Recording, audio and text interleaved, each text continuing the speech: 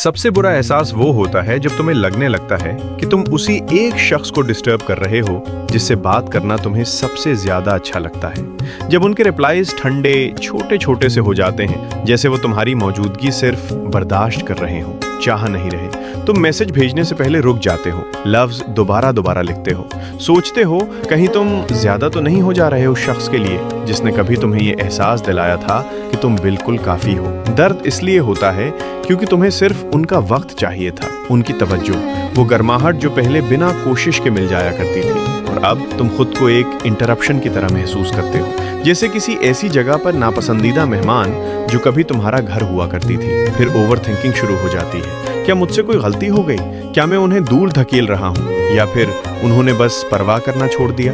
और ये बेयकीनी, ये खामोश फासला किसी सख्त लफ्ज से ज्यादा तोड़ देता है। तुम खुद को पीछे खींचने की कोशिश करते हो ताकि दिल को बचा सको, लेकिन अंदर ही अंदर तुम बस यही चाहते हो कि वो नोटिस करें, तुम्हें तसल्ली दें और याद दिलाएं कि तुम अब भी मैटर करते हो। लेकिन कभी कभी खामोशी लफ्जों से ज्यादा बोलती है, और वही सबसे ज्यादा दर्द देती है। साइकोलॉजी के मुताबिक 3 बड़ी वजह होती हैं जिनकी वजह से तुम उस एक शख्स के बारे में सोचना बंद नहीं कर पाते। पहली वजह ये होती है कि तुम्हारा दिमाग उन एहसासात से जुड़ जाता है जो उस शख्स ने तुम्हें महसूस करवाए। वो हंसना, वो सुकून, वो लम्हे जब तुम्हें लगा कि कोई तुम्हें वाकई समझ रहा है। तुम्हारा दिमाग ये सब याद रखता है, वो इन एहसासात को बार बार रिप्ले करता, शायद वो फिर से महसूस हो सके।